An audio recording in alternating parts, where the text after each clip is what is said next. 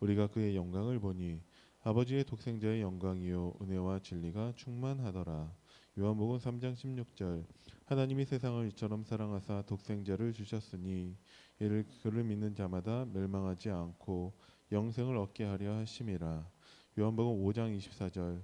내가 진실로 진실로 너희에게 이르노니 내 말을 듣고 또 나 보내신 이를 믿는 자는 영생을 얻었고 심판에 이르지 아니하나니 사망에서 생명으로 옮겼느니라.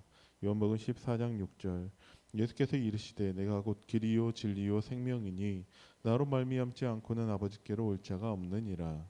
요한복음 14장 16, 17절.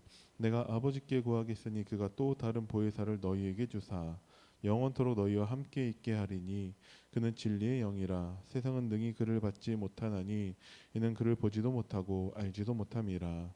그러나 너희는 그를 아나니 그는 너희와 함께 거하시며 또 너희 속에 계시겠음이라. 아멘.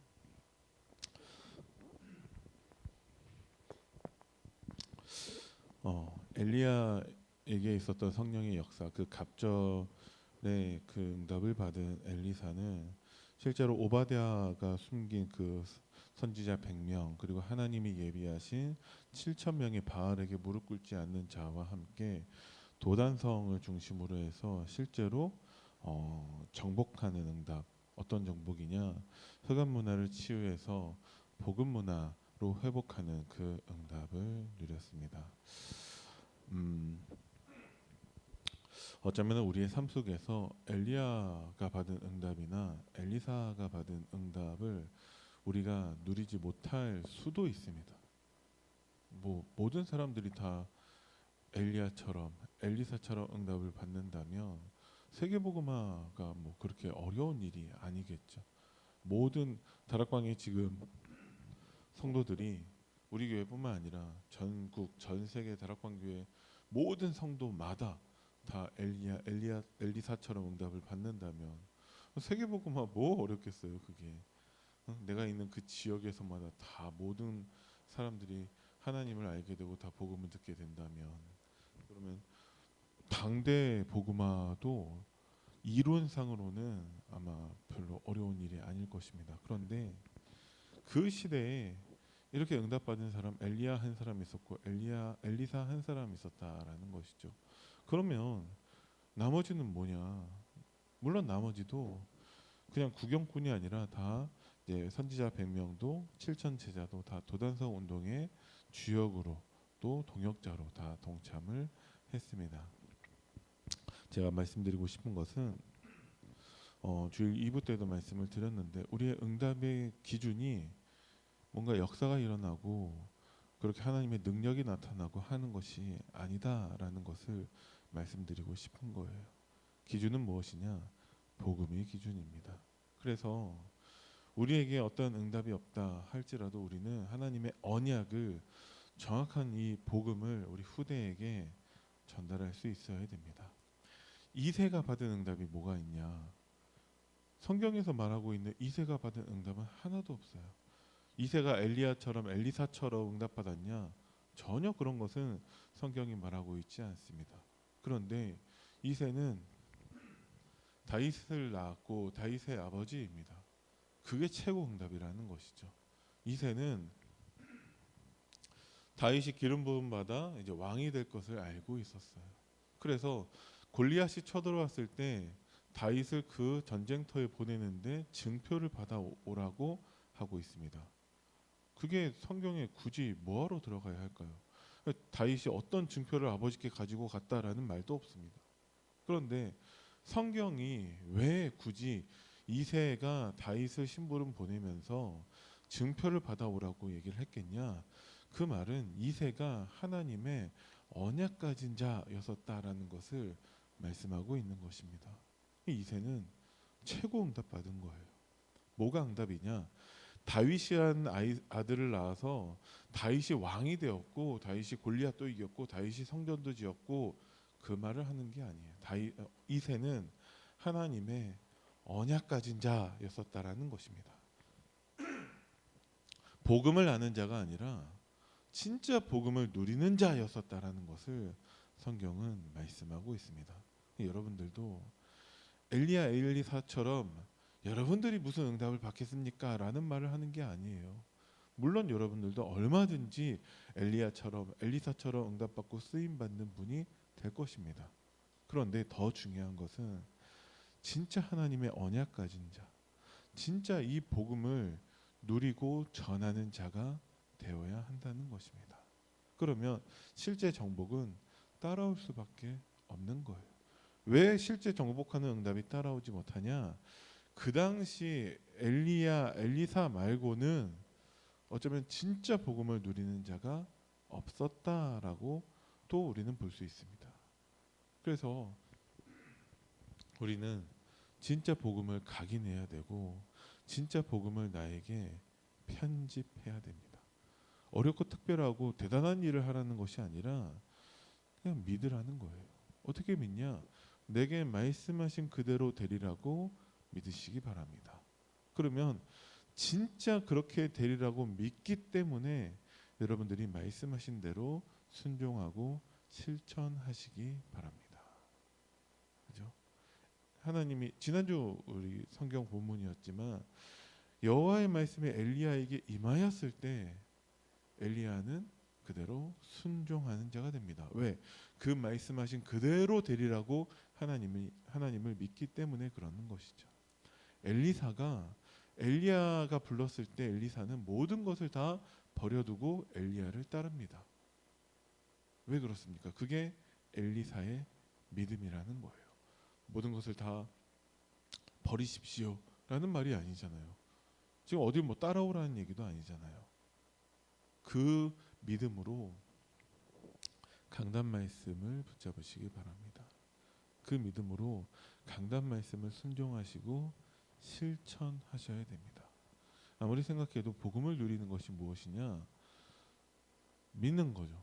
그럼 믿는 사람은 그것으로 끝나지 않아요. 이 말씀을 나에게 왜 주셨는지 이유와 이 말씀으로 하나님 나에게 무엇을 원하시는지 내용과 그러면 나는 어떻게 해야 되는지 방법이 반드시 말씀 안에 들어 있습니다.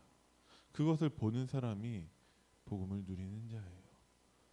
그것을 보지 못하는 사람은 가만히 있습니다. 심지어 나만 가만히 있으면 되는데 그 오직 복음인 사람을 방해하고 있습니다. 그게 선지 생도들의 모습이라는 거죠. 솔직히 말씀드리면 엘리야와 엘리사만 나오면 되지 그 뭐하러 선지 생도의 모습이 나올까요? 성경에는 쓸데없는 게 하나도 없어요. 하나님이 우리에게 전달하시고자 하는 메시지가 있다라는 것이죠. 그럼 선지 생도들은 뭐하러 그 엘리사를 방해하고 있습니까? 자기들만 그냥 가만히 머물러 있으면 되는 것이지. 내가 오직이 아니면 오직 복음을 방해합니다. 그게 사탄의 전략이라는 것이죠. 그래서 여러분들이 진짜 하나님 말씀 붙잡으셔야 됩니다. 자, 그러면 내가 하나님 언약 붙잡으면 나는 어떻게 됩니까? 초월적 응답의 DNA를 렘넌트에게 심을 수 있습니다. 그게 이세의 응답이고 그게 한나의 응답이고 그게 요게벳의 응답인 것입니다. 이세나 한나나 요게벳이나 뭐 응답 받은 게 없어요. 근데 그 렘넌트들에게 초월적 응답의 DNA를 심은 것입니다. 그게 무엇인지 좀 이따 보도록 하겠습니다. 우리가 렘넌트에게 이것을 심지를 못하니까 3단체가 다 빼앗아갔어요. 다 빼앗긴 것조차도 우리는 모르고 있습니다. 그러고 있다는 것이죠. 심지어는 경제마저도 다 빼앗겼어요. 그래서 후대가 고난당하고 있다는 것이죠. 왜 고난을 당하냐? 예를 들어서 제가 100억대 자산가예요. 근데 자산을 사기 맞아서 빼앗겼어요. 한 푼도 없어요. 그럼 당연히 후대가 고난당할 수밖에 없겠죠. 왜? 빈털터리가 됐다니까요. 그래서 후대가 고난당하는 것입니다.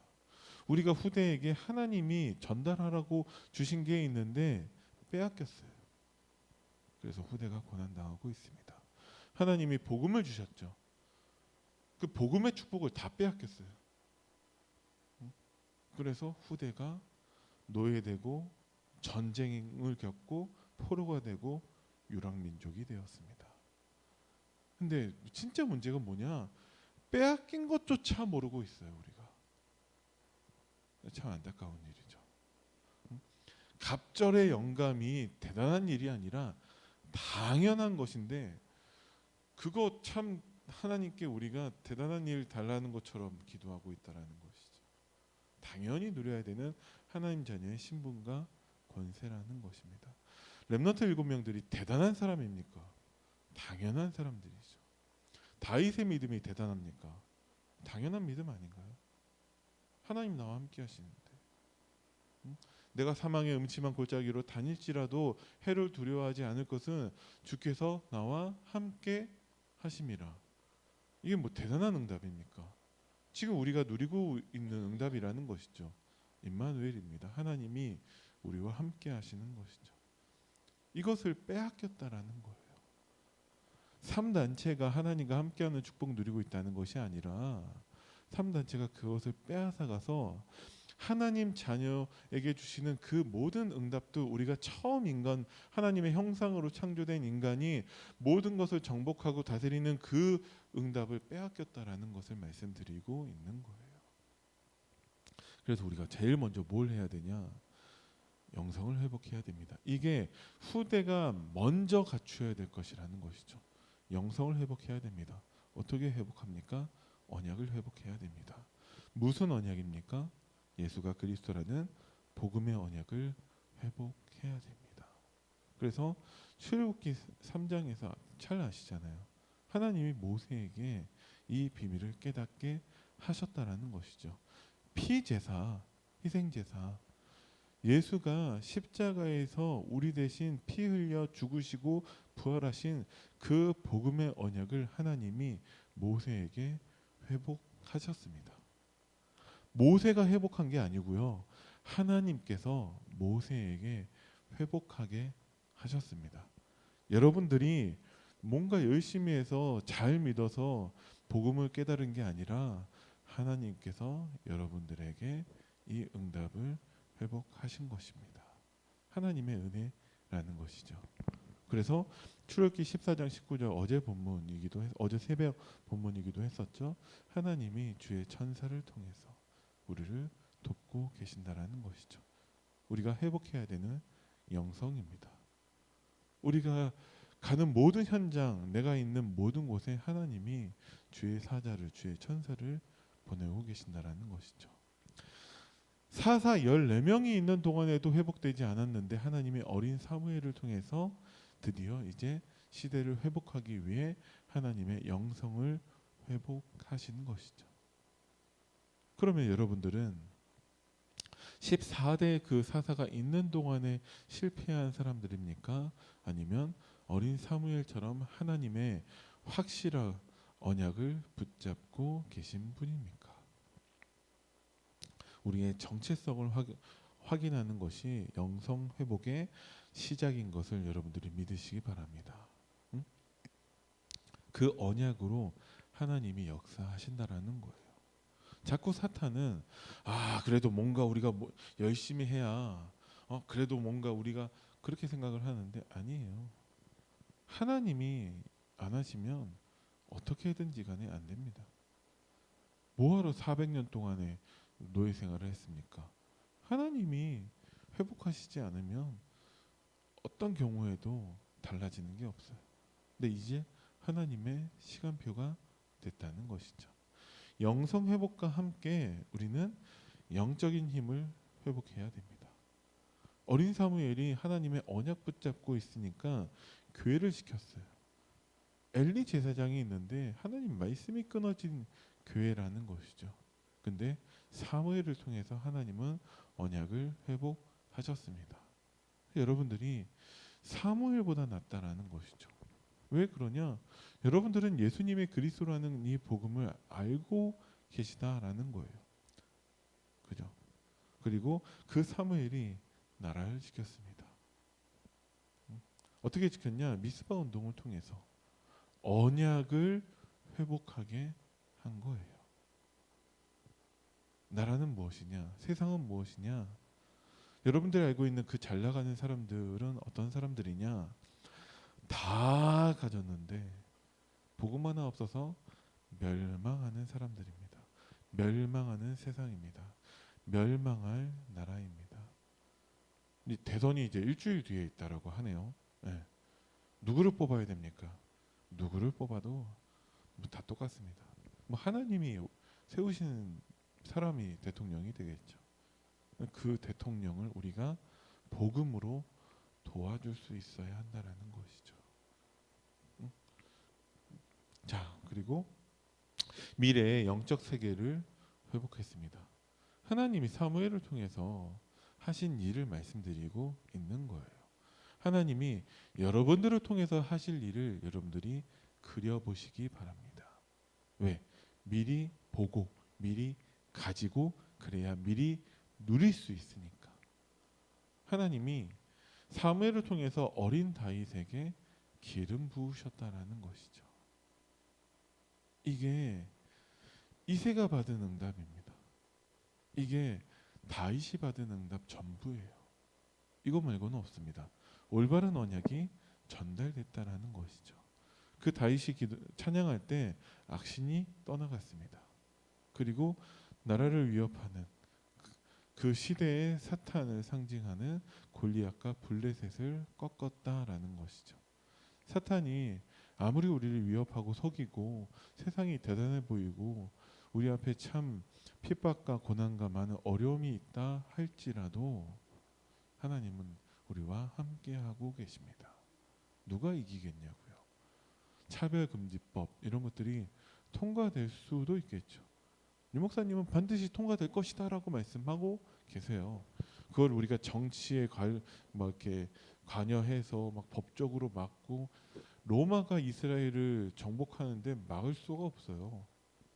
그거 막아서 뭐 하겠냐고요. 어차피 사탄한테 종로를 사고 있는 사람들이. 그러니까 하나님의 언약을 회복해야 된다라는 것이죠. 그 결과 다윗의 평생 기도가 무엇입니까? 언약궤와 성전입니다. 렘넌트가 먼저 갖추어야 할 것을 다윗은 가지고 있습니다. 어떻게 가지고 있냐? 아버지 이새와 그리고 제사장 사무엘을 통해서. 더 나아가서는 하나님이 그렇게 하신 것이죠. 그럼 우리도 마찬가지예요.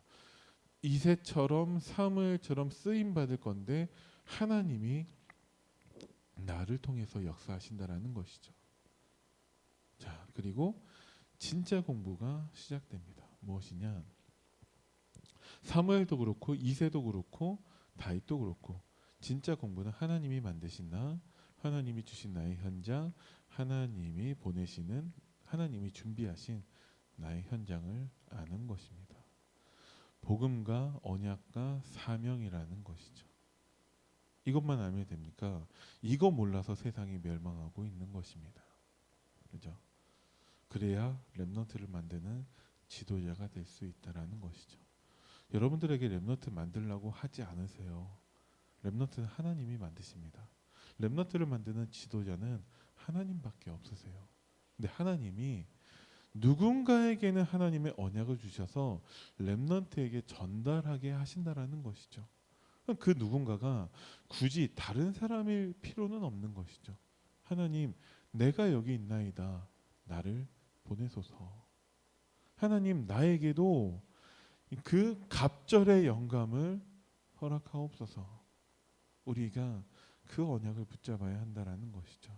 그러면 하나님이 우리에게 렘넌트가 먼저 갖추어야 할 것을 주시고 누리고 전달하게 하실 줄을 믿으시기 바랍니다. 그 한 사람으로 하나님이 나를 택하셨다면 어떻게 하실 거예요? 여러분들이 그 한 사람 사무엘, 그 한 사람 이새 그 응답을 누리시기 바랍니다. 기도하겠습니다. 살아계신 하나님 은혜를 감사드립니다. 오늘도 하나님의 언약 붙잡고서 우리가 하나님께로부터 받은 후대에게 전달할 이 복음에 각인뿔이 체질되게 하시고 갑절의 영감을 통하여서 정말 시대 살리는 그 복음의 능력을 체험하는 날이 되게 하여 주옵소서. 감사를 드리며 우리 주 예수 그리스도 이름으로 기도드립니다. 아멘. 하늘에 계신 우리 아버지여, 이름이 거룩히 여김을 받으시오며 나라의 임하옵시며 뜻이 하늘에서 이루어질 것 같이 땅에서도 이루어지이다. 오늘날 우리에게 일용할 양식을 주옵시고 우리가 우리에게 죄 지은 자를 사하여 준 것 같이 우리 죄를 사하여 주옵시고 우리를 시험에 들게 하지 마옵시며 다만 악에서 구하옵소서.